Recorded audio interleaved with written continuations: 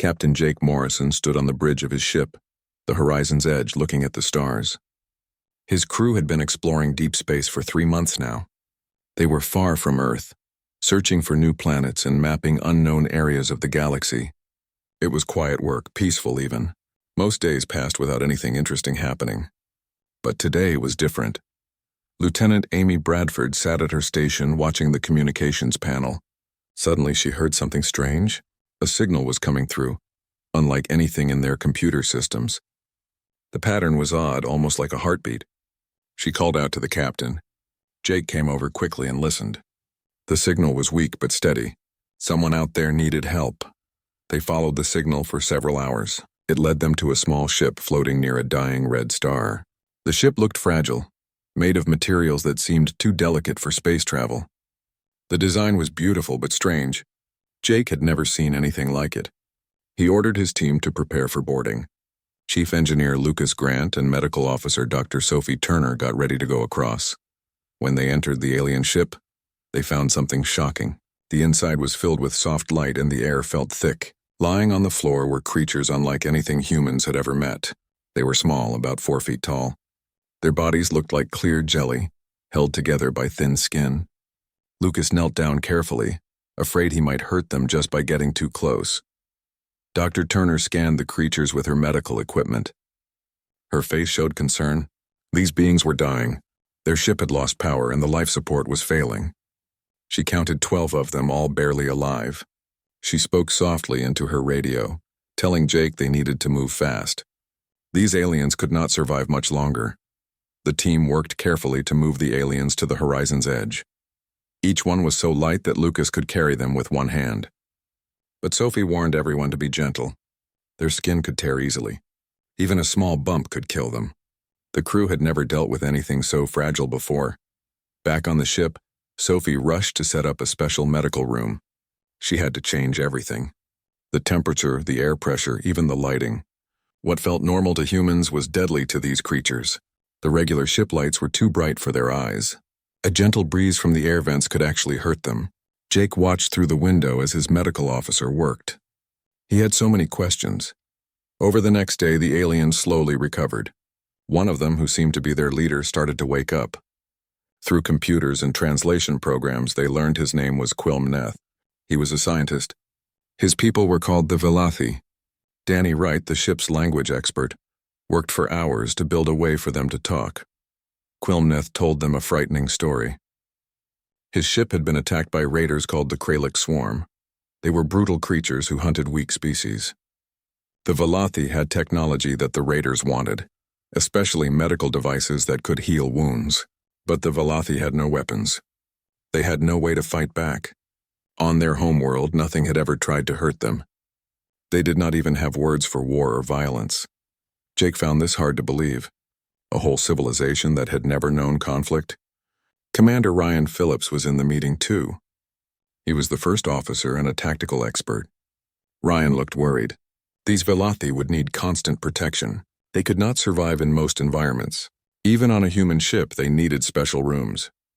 Victoria Hayes, the security chief, started researching the Kraliks. What she found was not good.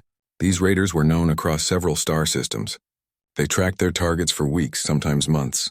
They never gave up. If they had attacked the Velathi once, they would come back. Quilmneth wanted to know more about humans. Through the translation system, Danny told him about Earth. The Velathi scientists could not understand at first. Earth was classified as a Class 12 death world. This term meant nothing to Quilmneth. Danny tried to explain. Earth had violent storms that could destroy cities. The planet was covered in tiny organisms that could cause disease. Predators hunted and killed each other every day.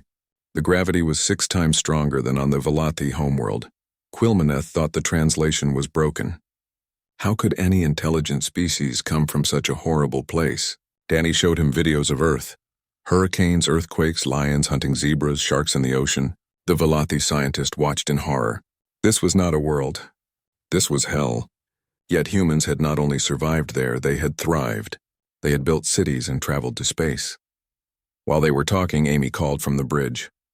Her voice was urgent. Long-range sensors had detected 3 ships.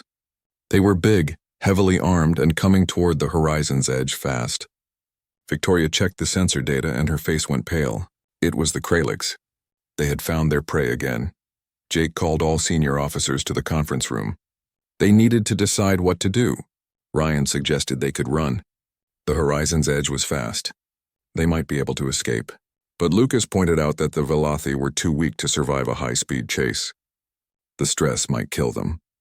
Victoria looked at the tactical data. 3 Kralix warships against 1 survey vessel. The odds were not good. Survey ships were designed for exploration, not combat. They had some weapons, but nothing like a military vessel. Still, Victoria had an idea. She told Jake that the Horizon's Edge had one advantage. It was built by humans. In the medical bay, the Velothi had heard the alarm. They knew what it meant. Quilmneth and the others fell into what he called terror dormancy. It was a biological response, like going into shock. Sophie tried to comfort them, but they could not hear her. They believed they were going to die. In their experience, when the Kralix came, there was no escape. Jake made his decision. They would not run. They would not abandon the Velothi. If the Kralix wanted a fight, they would get one. Ryan looked surprised but nodded. He respected the captain's choice. Victoria smiled. She had hoped Jake would say that. Lucas went to engineering to prepare the ship's systems for combat. The crew moved to battle stations. Most of them had trained for this situation but never experienced it for real. Amy's hands shook slightly as she powered up the communications array. Danny left the translation computer and went to help with sensors. Everyone had a job. Everyone knew what to do. Jake stood at the center of the bridge watching the tactical display. The 3 Kralix ships were getting closer. In a few hours they would arrive. He thought about the Velothi lying unconscious in the medical bay. They had never hurt anyone. They did not deserve to be hunted. He thought about his crew, who were willing to fight for strangers they had just met. He thought about Earth and how humans had learned to be tough. The waiting was hard. Time seemed to move slowly. But finally the Kralix ships appeared on their screens. They were big and ugly, covered in weapons. Jake opened a communication channel. He wanted to try talking first. A rough voice came through the speakers. It spoke in broken galactic language. The message was simple. Give us the Velothi or we will destroy you. Jake took a deep breath. He looked at Ryan, who gave him a small nod. He looked at Victoria, who was ready at her weapons console. He looked at his crew, who trusted him to make the right choice. Then he spoke clearly into the microphone. Negative. The Velothi are under human protection. The words hung in the air. There was no going back now. The Kralix warships arrived 18 hours later. They came out of faster-than-light travel with their weapons already glowing. Commander Ryan Phillips had ordered everyone to battle stations long before the enemy ships appeared. The crew of the Horizon's Edge was ready. The Kralix sent another message. It was the same as before. Surrender the Velothi or be destroyed. Captain Jake Morrison did not hesitate. His answer was simple and clear, negative. The Velothi are under human protection. There was a moment of silence. Then the Kralix ships moved closer. They were confident. Their intelligence reports had told them that the Horizon's Edge was just a survey ship. It had light weapons and was built for exploration, not war. They thought this would be easy. What the Kralix did not understand was that human survey ships were different. They were built by a species that came from a world where everything tried to kill them. Even peaceful exploration required ships that could survive the worst. The Horizon's Edge had shields designed to handle radiation storms and meteor impacts. It had backup systems for every critical function. Humans always expected things to go wrong. The first Kralix ship fired. Bright plasma bolts shot toward the human vessel. Tactical Officer Ben Carter had already predicted where they would aim. He activated the defensive grid. The shields absorbed the attack easily. The energy barely made the shield numbers drop. These shields were designed to protect against solar flares and cosmic radiation. Plasma weapons meant for ships like the Velothi did almost nothing. In engineering, Chief Lucas Grant redirected power from the science labs and the extra life support systems. He brought the main railgun batteries online. These weapons were not standard on most survey ships in the galaxy. But human ships always had teeth. Even explorer vessels carried weapons that could punch through asteroid fields or defend against pirates. Jake gave the order to return fire. Victoria Hayes targeted the nearest warship and pressed the firing button. The railgun launched a solid metal projectile at incredible speed. The round was traveling at a significant fraction of light speed. When it hit the Kralik ship, the result was devastating. The kinetic energy was enormous. The Kralik shields, which had seemed strong, simply vanished. The projectile tore through the hull and destroyed the propulsion system. The Kraliks could not believe what had happened. One shot had crippled their ship. The other two warships began evasive maneuvers. They started firing wildly, trying to overwhelm the human defenses. But Ben Carter was already calculating their movements. Human reflexes were fast, honed by millions of years of hunting and being hunted. The crew moved with a speed that seemed impossible to the aliens. In the medical bay, Dr. Sophie Turner was monitoring the Valathi. They were still in terror dormancy. Their biological systems had shut down to protect them from overwhelming fear. Sophie wished she could tell them that everything would be okay, but they could not hear her. To them, combat was something beyond understanding. They had never evolved to fight. Their species had never needed to. The battle continued. The second Kralik ship tried to flank the horizon's edge. Ryan had anticipated this move. He rotated the ship to keep the shields facing the enemy fire. Amy Bradford launched electronic countermeasures that confused the Kralik's targeting systems. Every member of the crew was working together perfectly. They had trained for this, even though they had never fought a real battle before. Victoria fired again. This time she used a different weapon. Missiles streaked from the launch tubes. They were not explosive missiles, though. They were designed to deliver electromagnetic pulses. When they hit the second Kralik ship, all their electronic systems went dark. The warship was still intact, but it was helpless, floating in space with no power. The third Kralik's ship should have run. Two of their vessels were already disabled. But their commander was proud. He was a warrior, and he refused to retreat from what he saw as inferior beings. He charged forward, firing everything he had. The attack was fierce but uncoordinated. Desperation made him sloppy. Ben targeted the third ship's reactor. He waited for the perfect moment when their shields were weakest. Victoria fired a precisely aimed missile. It slipped through a gap in the Kralik's defenses and struck the reactor shielding. The explosion was contained, but it was enough. The third Kralik ship was dying. Their reactor was going critical. Jake made a decision that shocked everyone. He ordered a rescue operation. Victoria looked at him in disbelief. These were their enemies. They had tried to kill the crew. They wanted to capture the Valathi, but Jake was firm. The Kralik's crew was about to die. Humans had the power to save them, so they would. The human crew moved fast. They used transport beams to pull the Kraliks off their dying ship. 43 aliens materialized in the cargo bay. They were big, covered in natural armor plates.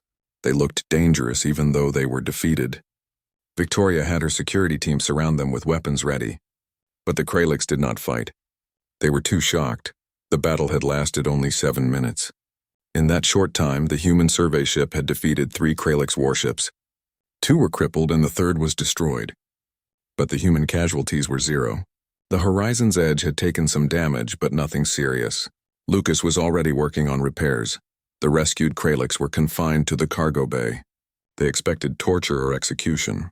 In their culture, defeated enemies were not treated well. But instead, Dr. Turner came to treat their injuries.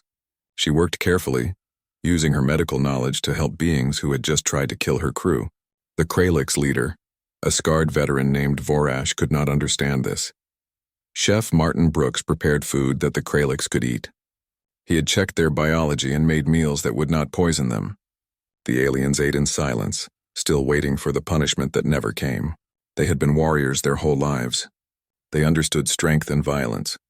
But mercy from a victorious enemy was something new. Jake visited the cargo bay to speak with Vorash. Through a translator, he gave the Kralik's leader a choice. They could face trial under human law for piracy and attempted murder, or they could be released at the nearest neutral station with their damaged ships. They would not be harmed either way. Vorash asked a question that seemed to confuse him, even as he said it. Why would humans save their enemies? Jake thought about it for a moment. Then he gave a simple answer. Because we could. Because it was the right thing to do. That is reason enough. Vorash looked at the human captain for a long time. He had fought many battles. He had faced many enemies. But he had never met anyone like this. Species that could defeat you usually destroyed you. That was the way of the galaxy. Strength meant domination, but humans seemed to follow different rules. They were strong enough to destroy the Kralix. They were dangerous enough to win an impossible battle. Yet they chose mercy. Vorash did not have words for what he was feeling. His entire understanding of the universe was being challenged. In the medical bay, Quilmaneth began to wake from terror dormancy. His systems were slowly returning to normal. Sophie was there when he opened his eyes. She smiled at him gently. The Velothi scientist was confused. He had been certain he would die. The Kralix always won. They always took what they wanted. But Sophie told him the truth. The humans had protected them. The Kralix had been defeated. Quilmaneth could not believe it at first. Then Sophie showed him the recordings. He watched the battle in stunned silence. He saw the human ship absorb attacks that would have destroyed a Velothi vessel instantly. He saw weapons that treated Kralix shields like they were nothing. He saw a crew that moved with frightening efficiency. These Deathworlders were as dangerous as he had feared. But then Sophie showed him something else. She showed him the rescue operation. She showed him Jake offering mercy to Vorash. She showed him Dr. Turner treating wounded Kralix soldiers. Quilmaneth realized something profound. Deathworlders were not just physically dangerous. They operated under moral frameworks that made no sense to species like the Velothi. They had the power to destroy but chose to protect. They had the ability to take revenge but offered compassion instead. For the first time, Quilmaneth understood that his people might actually be safe with humans. Not because humans were weak or harmless, but because humans chose to use their strength for something other than conquest. It was a strange feeling for someone who had spent his whole life avoiding conflict. The most dangerous beings in the galaxy might also be the most trustworthy. News of what happened spread quickly through the galaxy. The Velothi High Council learned that their people had been saved by an unknown species called humans. They sent an urgent message to the horizon's edge. The council was desperate. They had 27 small colonies scattered across 3 sectors of space. Each colony had between 50 and 500 Velothi. All of them were vulnerable to raiders. The council needed help, but they had nothing to offer in return. The Velothi economy was based on sharing knowledge, not trading goods or military service. Captain Jake Morrison gathered his crew for a meeting. He included all the senior officers and asked for volunteers from each department. He explained the situation clearly. The Velothi needed protection but could not pay for it. Helping them would require resources and time. It might be dangerous. Everyone had a right to know what they were getting into. The crew discussed the problem for hours. Some were worried about stretching themselves too thin. One survey ship could not protect 27 colonies, but others felt they had to try. Ensign Chris Palmer from engineering suggested something radical. What if humanity created a protection network for species that could not defend themselves? It was a big idea, maybe impossible for one ship, but it started a larger conversation. Lieutenant Amy Bradford contacted Earth's Expeditionary Fleet Command. She sent detailed reports about the Velothi, the Kralix, and the battle. Commander Ryan Phillips worked with her to draft a formal proposal. They called it the Sanctuary Protocol. The idea was simple. Humanity would provide protection, transportation, and emergency response for vulnerable civilizations. They would be guardians for species that had evolved on gentle worlds.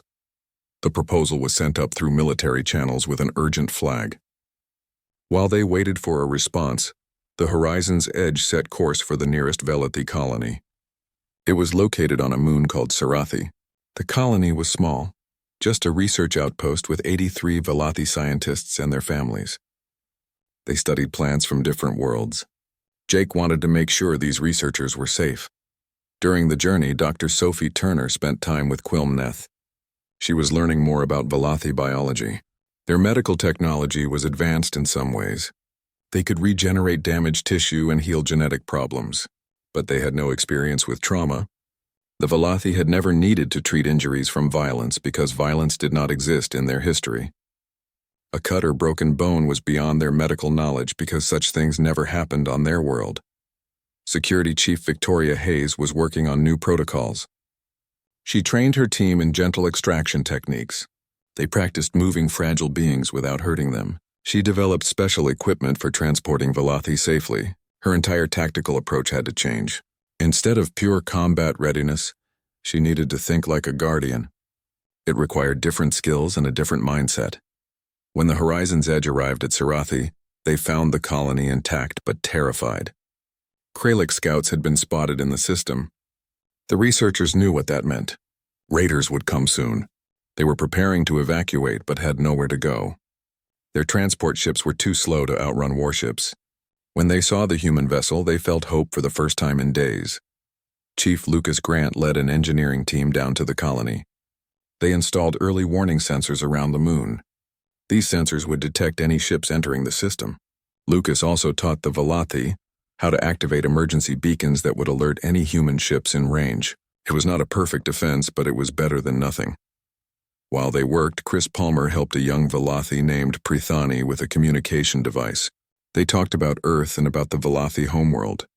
Chris mentioned something that had been bothering him. Humans had gone to space expecting to find threats. Every ship was built to survive hostile environments and dangerous aliens. Every protocol assumed the universe was trying to kill them. That was what Earth had taught humanity. But what if most species had not needed those lessons? What if the majority of intelligent life in the galaxy had evolved on gentle worlds where cooperation was natural and conflict was rare? That would make humanity's paranoid over engineering and combat readiness special. It would make humans uniquely suited to protect others. Chris realized that what humanity saw as scars from a difficult past might actually be gifts that a peaceful galaxy desperately needed. Back on Earth, the Sanctuary Protocol proposal reached Admiral Patricia Cole. She commanded the 3rd Expeditionary Fleet. Patricia was experienced and thoughtful. She immediately understood the strategic and diplomatic implications. Humanity was new to galactic politics. Most alien civilizations still did not know much about humans. An initiative to protect vulnerable species could position humanity as a force for stability. It would show the galaxy that humans were not just another aggressive species from a death world. Admiral Cole approved an expanded mission.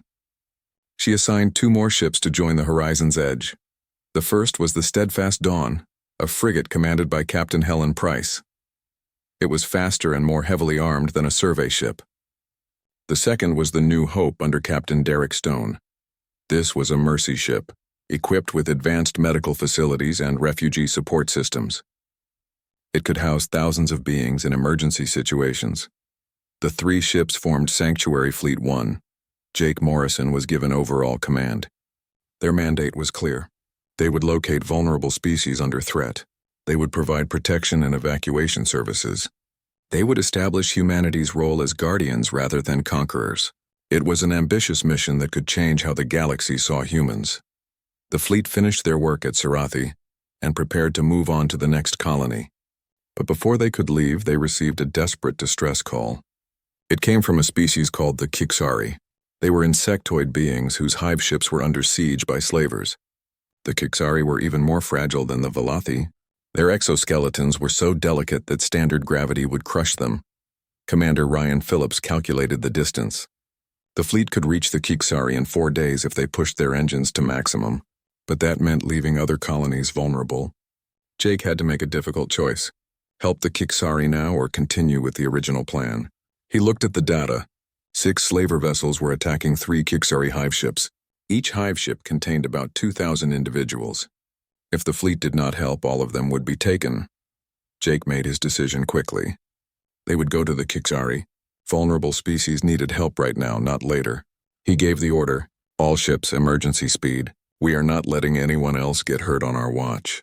The 3 vessels of Sanctuary Fleet 1 turned toward the Kiksari system and accelerated to maximum velocity. As they traveled, the fleet prepared for combat. Captain Helen Price launched fighter drones from the Steadfast Dawn and ran weapon diagnostics. Captain Derek Stone readied the New Hope to receive casualties. His medical team studied what little information they had about Kiksari biology.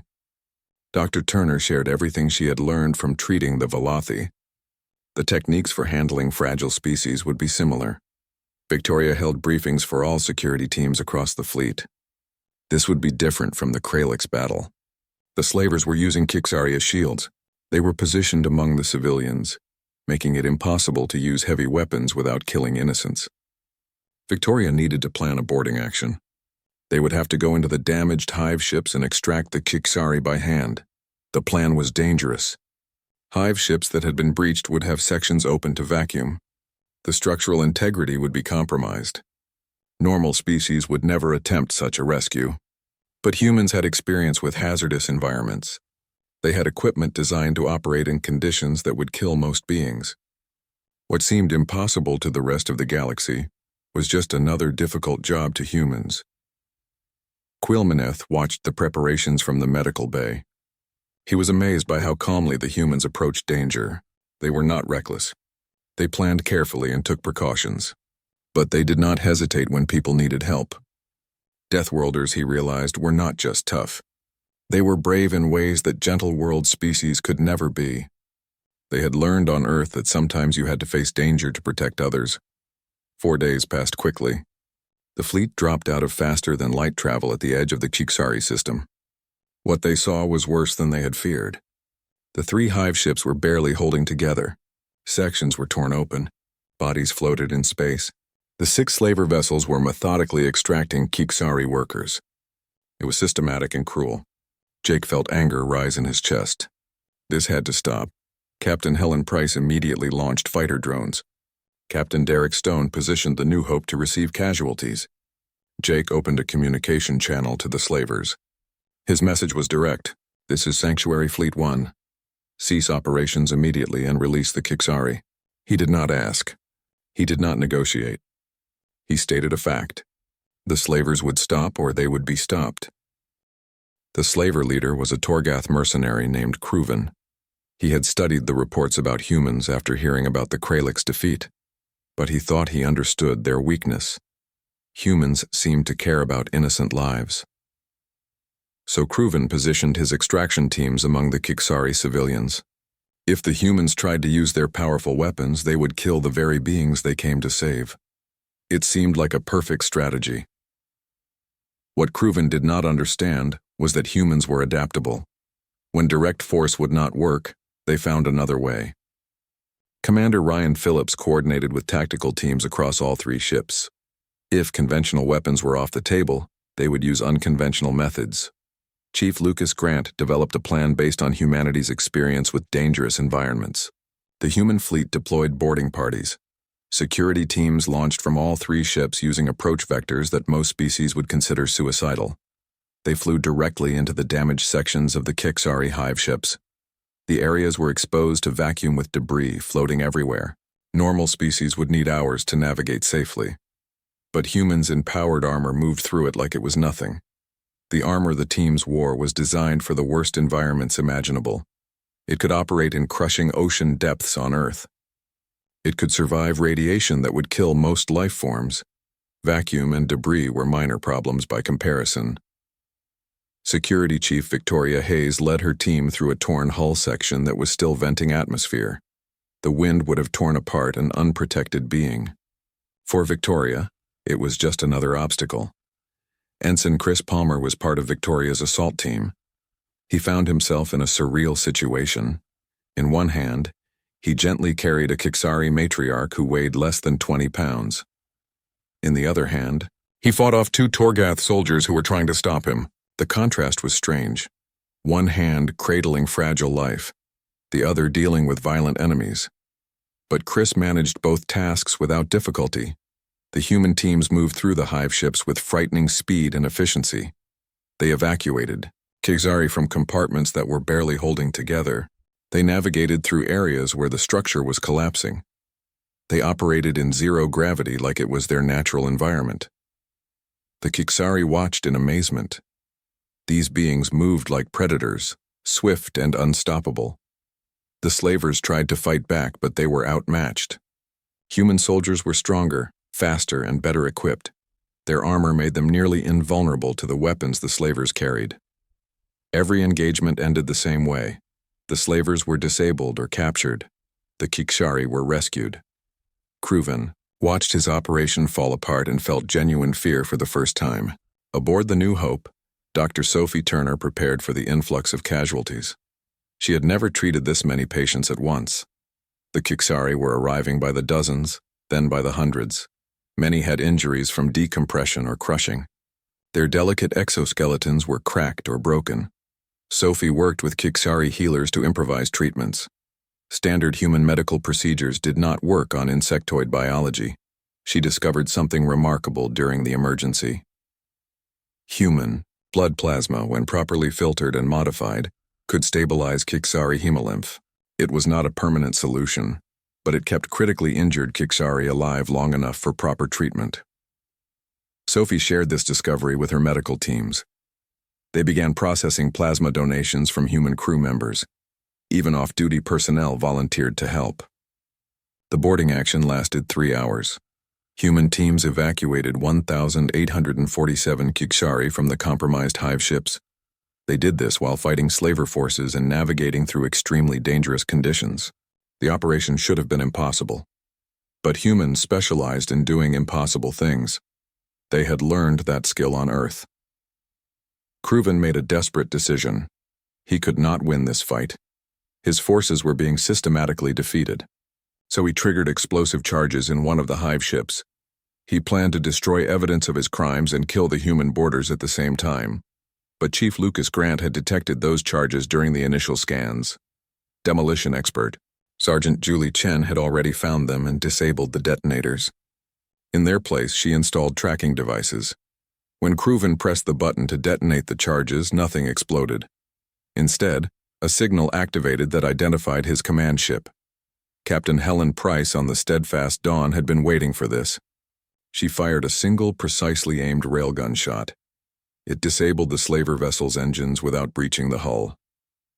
Crewven was trapped. His plan had failed completely. The aftermath was chaotic.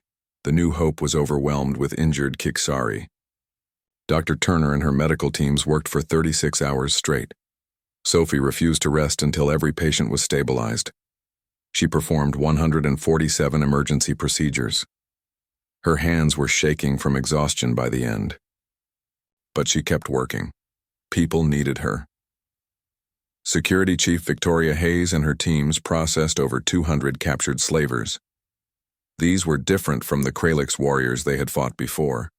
The Kralix had been following their own code of honor. These slavers were just criminals who preyed on the helpless for money.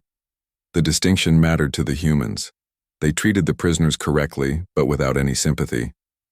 The slavers would face trial for their crimes. The Kixari Hive Queen, a being named Zixithara, requested a meeting with Captain Jake Morrison.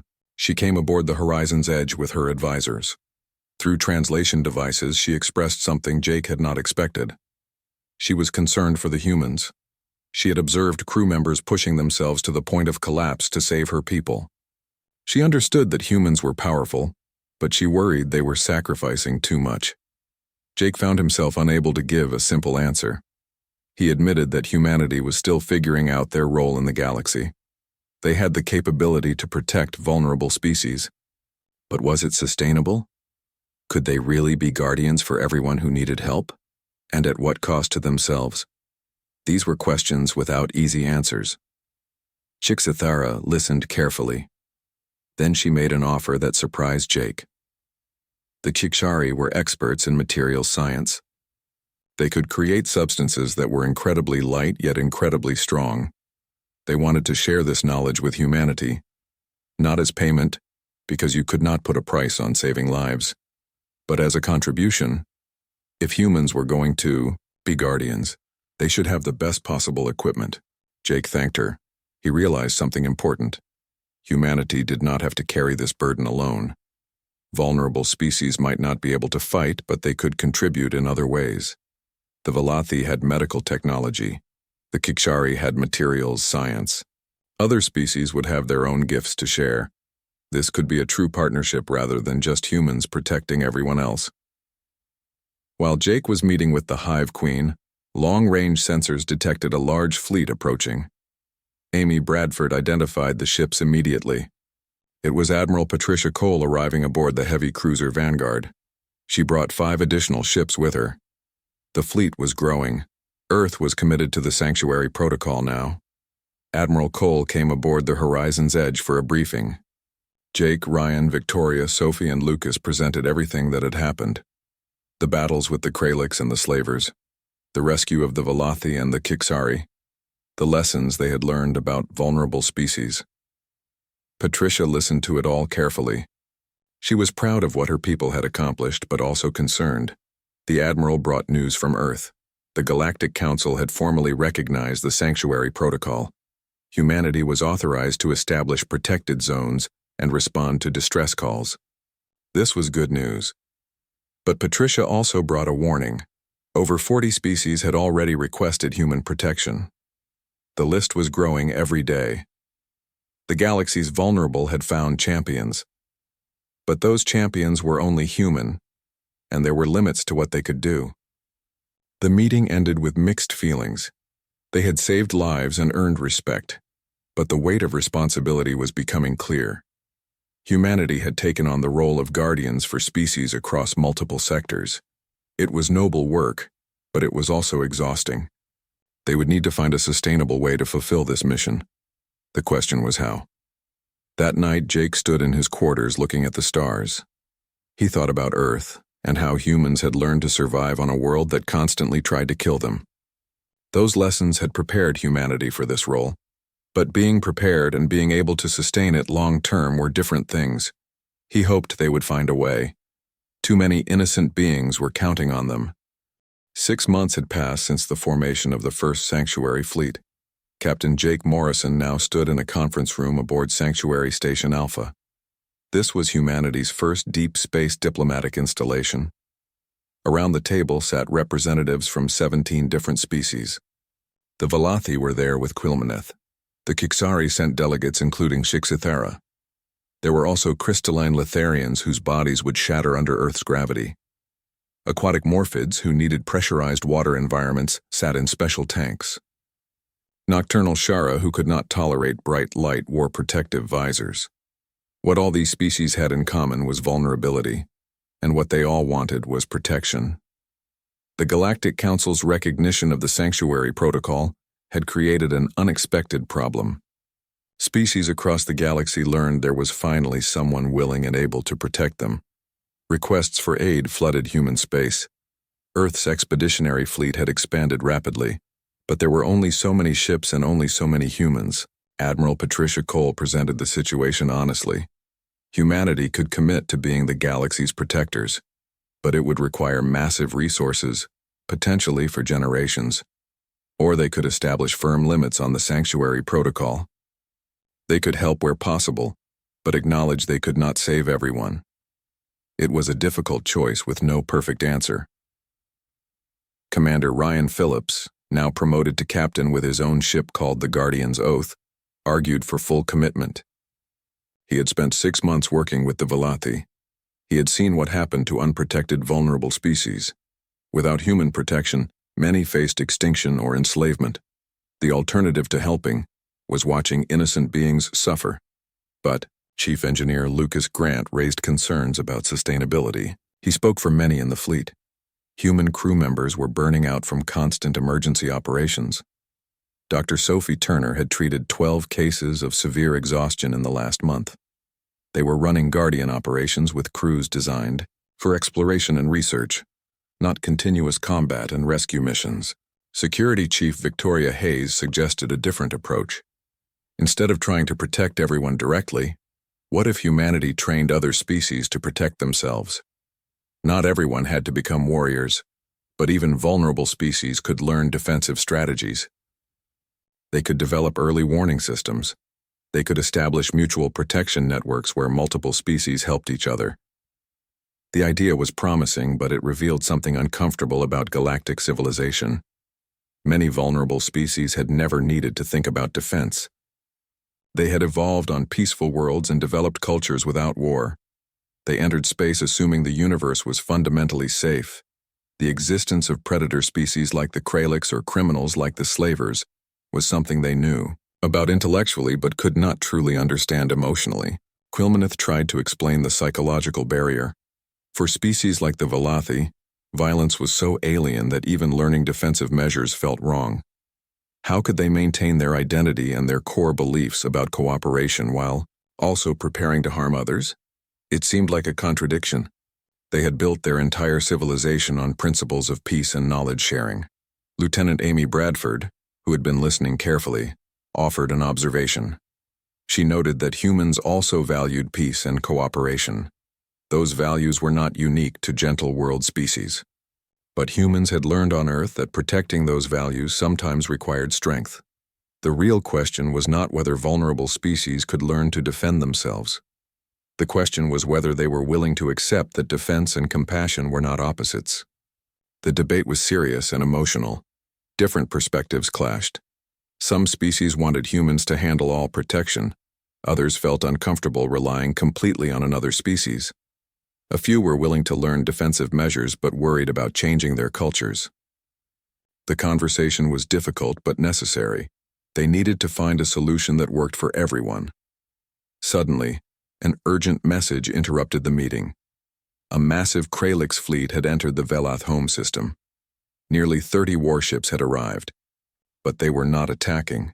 They were sending communication requests. They wanted to talk.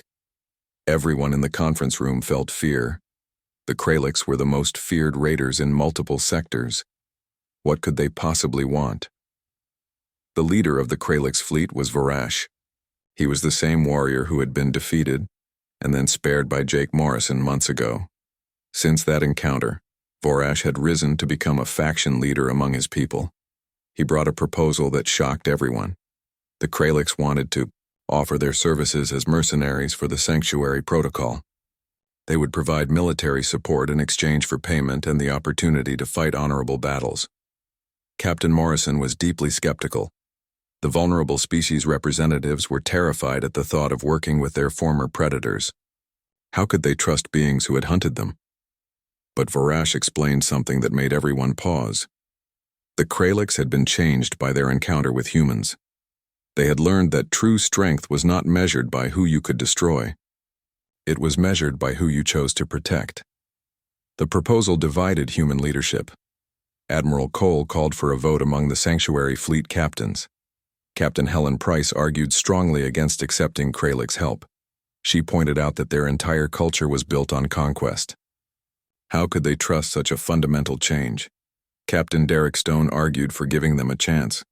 He suggested that offering redemption was consistent with human values. Everyone deserved an opportunity to become better. Jake Morrison cast the deciding vote in favor of the proposal. But he set strict conditions. Kralix forces would be embedded with human oversight teams. They would follow human rules of engagement exactly. Any violation would result in immediate termination of the agreement. There would be no second chances. Varash accepted these terms without hesitation. He understood that trust had to be earned through actions. The alliance between humanity and the Kralix, mediated through the vulnerable species they both sought to protect, became the foundation for something larger. Over the following months, other species contributed what they could. The Velati offered their advanced medical technology. The Chikshari provided materials, science expertise. The Litharians shared their knowledge of energy systems. Each species gave according to their strengths. What emerged was unprecedented in galactic history, a mutual protection network where each species contributed according to their abilities. Humans provided combat capability and tactical expertise. The Kralix offered traditional military skills and numbers. Vulnerable species provided the technology and knowledge that made protection operations more effective. It was cooperation on a scale never seen before. Ensign Chris Palmer, now promoted to lieutenant, worked on the integration teams. He helped coordinate between species with very different capabilities and mindsets. One day he realized something profound. Humans had entered space expecting to be alone. They expected to fight for survival against hostile aliens and an uncaring universe. But instead, they found a galaxy full of people who needed help. And they found others, even former enemies who were willing to change. The death world that had shaped humanity into survivors had not prepared them for conquest. It had prepared them for something more important. It had prepared them to be guardians. Their history of surviving impossible odds gave them the strength to protect others. Their experience with violence taught them to value peace. Their struggles made them compassionate toward those who suffered. 2 years after the initial rescue of the Velati, the galaxy had changed. Captain Jake Morrison attended a dedication ceremony for Sanctuary Station Prime. This was a massive installation jointly constructed by 17 species. It served as a refuge for those fleeing danger. It was a training center where species learned to work together. It was a diplomatic hub where differences were resolved peacefully, and it was a symbol of hope. Dr. Sophie Turner gave a speech to the assembled representatives. She spoke about how humanity came to the stars carrying scars from a violent world. They expected those scars to be weaknesses or marks of a savage past. Instead, they discovered that their history had given them gifts. The ability to survive gave them the strength to protect. The knowledge of pain gave them the compassion to heal. The experience of danger made them brave enough to face it for others. As the ceremony concluded, Jake received a message from Earth. The Sanctuary Protocol was expanding again. 15 more ships were joining the fleet. Volunteers from across human space wanted to serve as guardians. It was not a burden anymore. It had become humanity's chosen purpose. They had found their place in the galaxy not through conquest or isolation, but through service. In the medical bay of the Guardian's Oath, Quilmnith worked alongside Dr. Turner. The gentle scientist, from a world without violence, was teaching human medics about Velothi regenerative techniques. At the same time, he was learning human emergency medicine. He had found a way to maintain his values while contributing to defense. By healing those who protected others, he was part of the solution.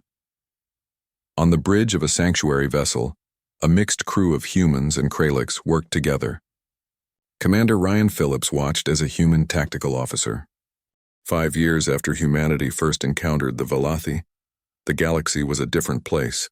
Captain Jake Morrison, now promoted to admiral, stood on the observation deck of Sanctuary Command.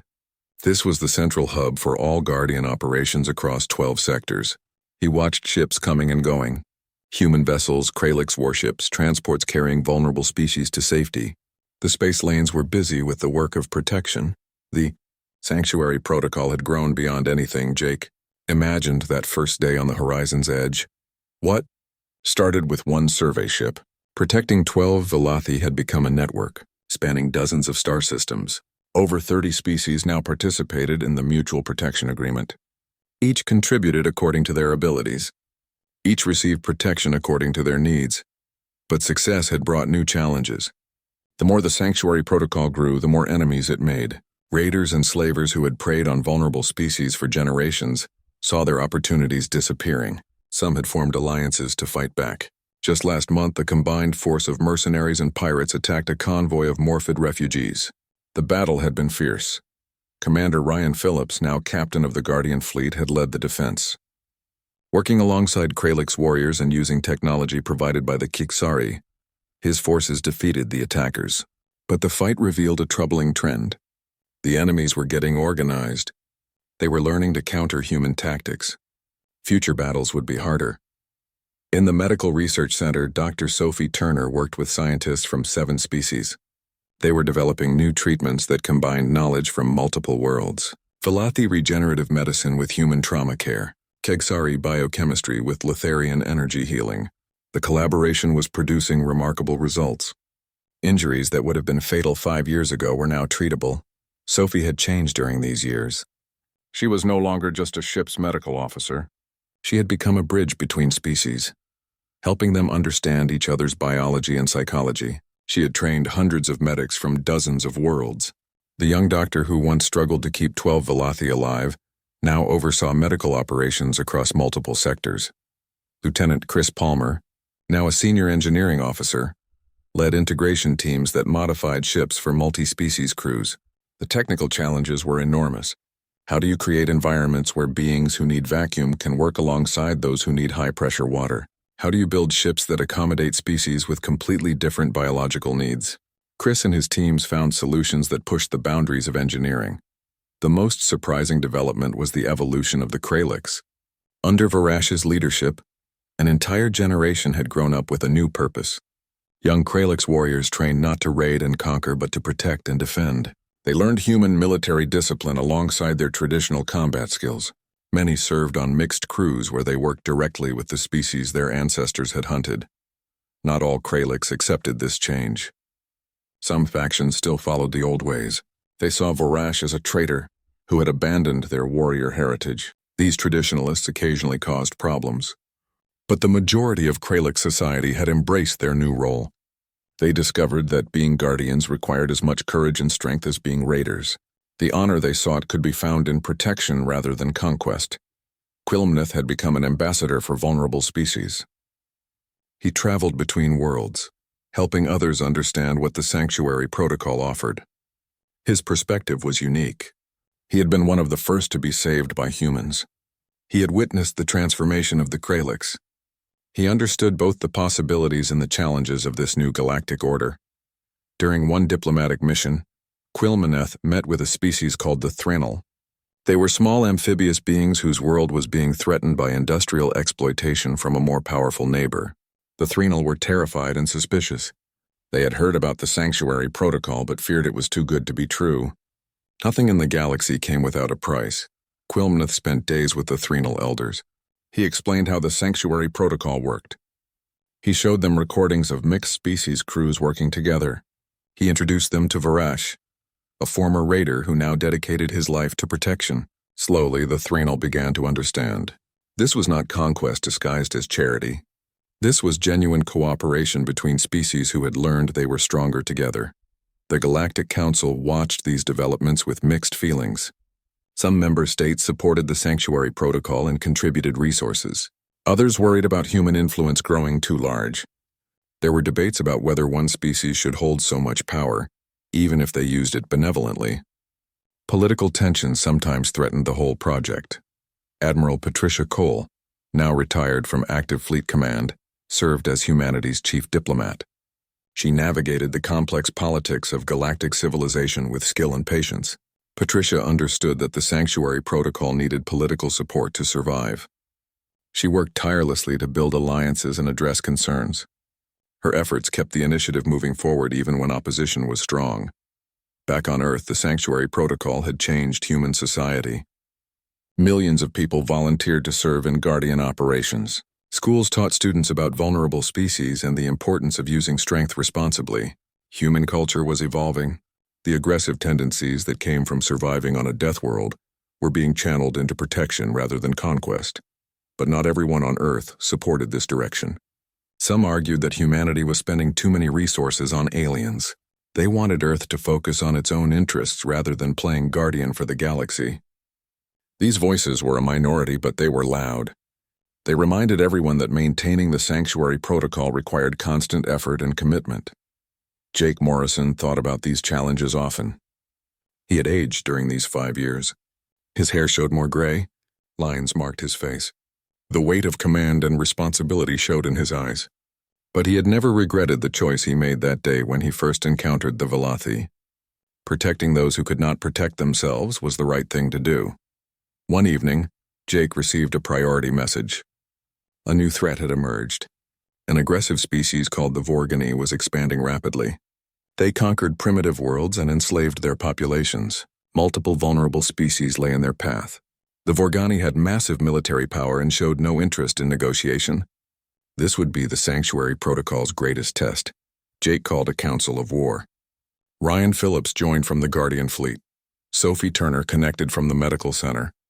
Victoria Hayes, now commanding her own battle group, linked in from the frontier. Vorash represented the Kralix forces. Quilmnith spoke for the vulnerable species.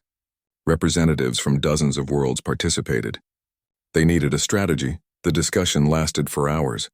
The Vorgani were powerful and ruthless. Fighting them directly would cost many lives, but allowing them to continue their conquest was unacceptable. Someone suggested offering the Vorgani membership in the Sanctuary Protocol. Perhaps they could be convinced to change like the Kralix had. But the Vorgani had shown no capacity for such transformation. Finally, Jake made a decision. They would offer the Vorgani one chance for peace, a clear warning backed by the full strength of the Sanctuary forces. If the Vorgani refused, they would face the combined might of humans, Kralix, and all their allies. It was a risk. But it was the right balance between hope for peace and readiness for war. The message was sent. The galaxy waited for a response. While they waited, the Sanctuary forces prepared. Ships moved into position. Crews trained for the largest military operation since the protocol began. Vulnerable species were evacuated from threatened worlds. Medical facilities prepared for casualties. Everyone hoped the Vorgani would choose peace. but everyone was ready if they did not. 3 days later, the Vorgani response arrived. It was arrogant and dismissive. They saw the sanctuary protocol as weak. They believed that protecting the vulnerable was a sign of foolishness. They would continue their expansion. Any attempt to stop them would be crushed. The message was clear. There would be war. Jake looked at the assembled council. He saw determination in their faces. Humans who had learned to be guardians. Kralix who had found honor in protection. Vulnerable species who had learned to contribute their strengths. They were united by a common purpose. They would not allow the Vorgani to destroy innocent civilizations. Admiral Morrison gave the order. All sanctuary forces would mobilize. This was not a battle for territory or resources. This was a battle for the principle that strength should protect weakness, not exploit it. This was a battle for the idea that different species could work together for the common good. This was a battle for everything the sanctuary protocol represented. As the meeting ended and everyone prepared for what was coming, Jake stood alone looking at the stars. He thought about that day 5 years ago when he first heard a desperate signal from a dying Velothi ship. He thought about the choice he made to protect strangers. That choice had led to this moment. An entire network of species standing together against tyranny. The galaxy's most vulnerable aliens had been rescued by